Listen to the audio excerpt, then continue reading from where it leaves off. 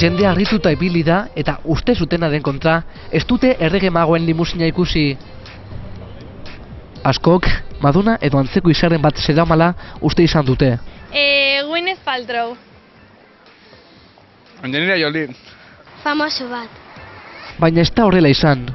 Produktu kosmetiko bat iragartzeko urrezko jamerra ekarri dute Bilbora. Desde Barcelona... Madrilen, Bartzelonan egon gara eta orain Bilbon gabiltza.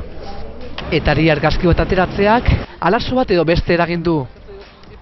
Publizitate erakargarria behar dugu jendea erakartzea zaila delako.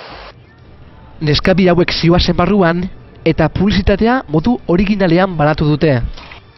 Edertasuna zazpe egunetan izango duzula promesten duen Ponsek beste enpresekin batera publizitate erakargarria diseinatzen dute beraien produktuak krisi garaian hobeto saltzeko.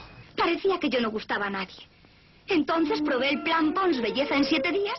Ponsek iragarki hau erabili zuen orain 50 urte. Gaur egun jakin badaki, ez berriztatzeak bere hondamendia ekar dezakeela